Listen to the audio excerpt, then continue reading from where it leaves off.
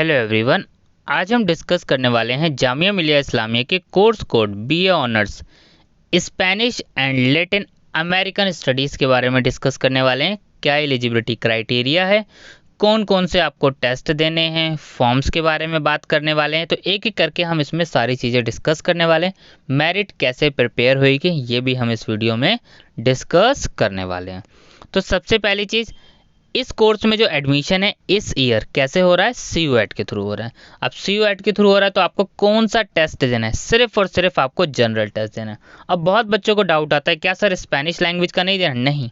जब जामिया ने कहा है सिर्फ जनरल टेस्ट देना है तो आपको जनरल टेस्ट देना है, सिंपल सी बात है, और आपको कोई टेस्ट नहीं देना है।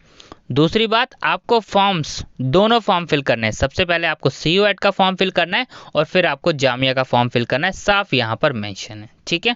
ये मैंने आपको पहले भी डिस्कस कर चुका हूँ। अब बात कर लेते हैं और क्या एलिजिबिलिटी क्राइटेरिया है।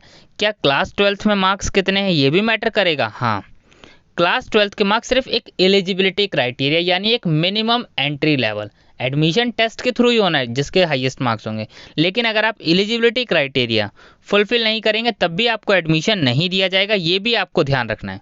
तो दोनों क्राइटेरिया आपको फुलफिल करने हैं, टेस्ट देना, एडमिशन तो उसी बेस पे होगा, लेकिन सबसे ज़रूरी चीज़ क्या है वो है एलिजिबिलिटी क्राइटेरिया।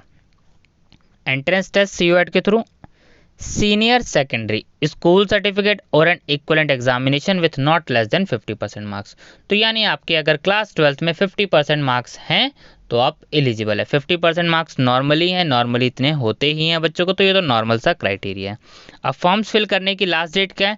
CUET के फॉर्म की आपको पता है डेट एक्सटेंड हो गई है, लेकिन आपको जामिया में एडमिशन लेना है तो CUET का फॉर्म पहले ही फिल करना पड़ेगा, क्योंकि पहले आप CUET का फॉर्म फिल करेंगे फिर आप जामिया का फॉर्म फिल करेंगे। और लास्ट डेट क्या है? 12 मई। यानी डेट्स आपके पास ज़्यादा दिन का टाइम नहीं है, 4 to 5 डेज़ का ही टाइम आपके पास बचा है, तो जल्दी से फटाफट सारे फॉर्म फिल कर लीजिए, ठीक है।